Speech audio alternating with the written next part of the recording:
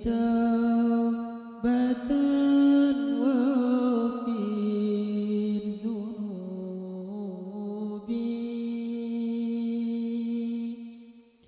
fa innaka ghafirudz dzambil azim.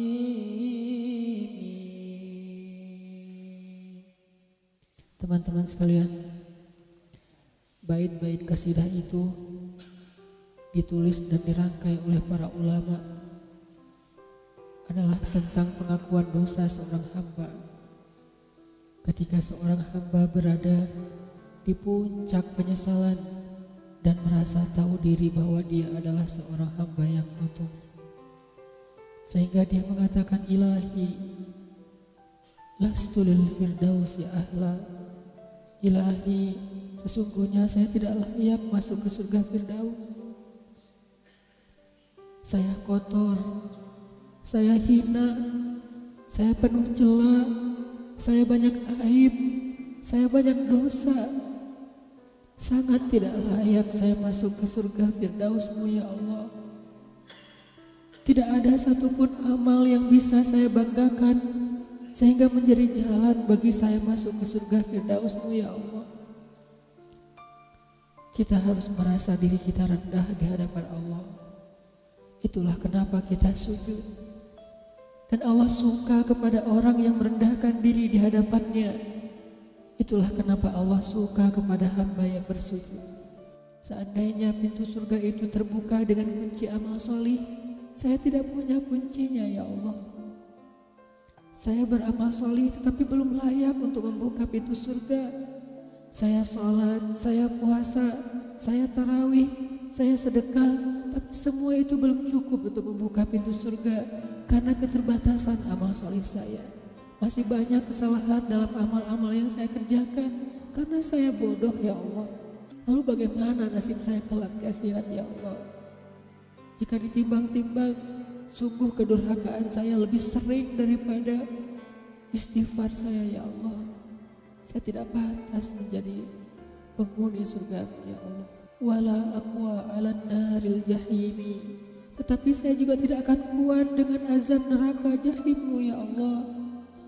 Karena sesungguhnya tidak ada satupun dari makhluk-Mu yang sanggup merasakan azab neraka. Semuanya takut kepada neraka-Mu ya Allah. Jangankan 1 tahun, jangankan 1 bulan, jangankan 1 hari, sedetik pun tidak akan sanggup ya Allah. Karena saya mendengar sesungguhnya Rasulullah SAW bersabda, azab yang paling ringan bagi penduduk neraka adalah dipakaikan baginya sendal terompah dari api yang membakar kakinya sampai mendidihkan kepalanya. Itulah azab yang paling ringan di neraka untuk orang yang paling ringan berbuat dosa. Bagaimana dengan saya ya Allah? Dosa saya banyak, saya pernah durhaka kepada ibu bapak saya.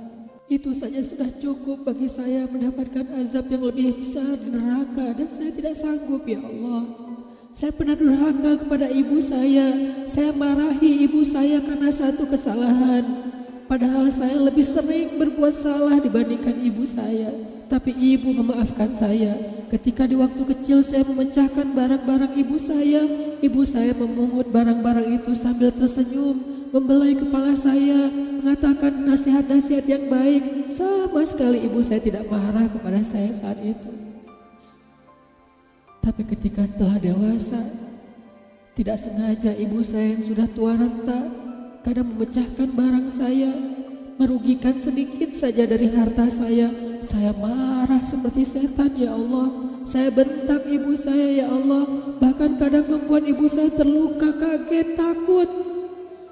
Pantaskah seorang ibu merasa takut terhadap anak yang dia kandung 9 bulan, yang dia lahirkan dengan taruhan nyawa, yang dia susui dengan darah dagingnya, yang dia didik, dia jaga, yang dia berjaga di malam hari tidak tertidur demi untuk menjaga anaknya dari seekor gigitan nyamuk. Pantaskah ibu merasa takut terhadap anaknya sendiri? Cukup satu dosa besar saja durhaka kepada ibu membuat saya pantas masuk api neraka. Belum lagi dosa saya kepada ayah.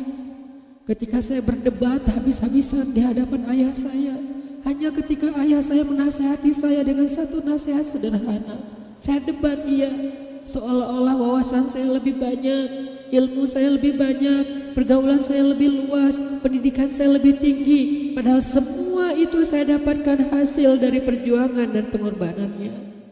Ketika keduanya sudah menjadi tua dan lemah, kadang keduanya rindu kepada saya, ya Allah. Mereka memberi kami pesan, ya Allah. Mereka bertanya, bagaimana kabarmu anakku? Tapi kami tidak peka. Hati kami tertutup dengan ego dan sombong. Kami tidak bisa membaca teks itu dari perasaan mereka. Kami hanya membaca teks mereka dan tidak segera membalasnya. Kami anggap teks dari orang tua kami tidak penting, masih bisa ditunda untuk dijawab nanti sore. Padahal mereka sedang kangen, sedang rindu kepada kami, ya Allah. Mereka tidak mengatakan kami rindu kepadamu, wahai anakku, karena mereka tahu kalimat itu akan mengganggu kami.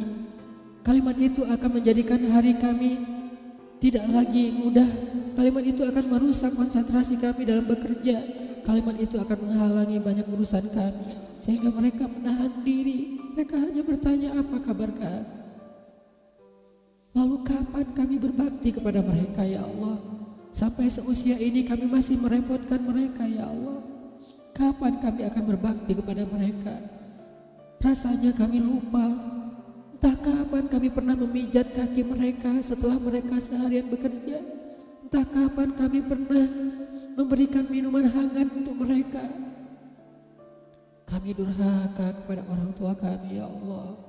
Bahkan setelah mereka wafat, kami lupa mendoakan mereka di dalam sholat kami. Harusnya kami disiksa di api neraka, tetapi kami tidak kuat, ya Allah. Belum lagi kedurhakaan kami yang lain, dosa-dosa besar kami yang lain. Kami pernah bermaksiat kepadamu diam-diam, ya Allah.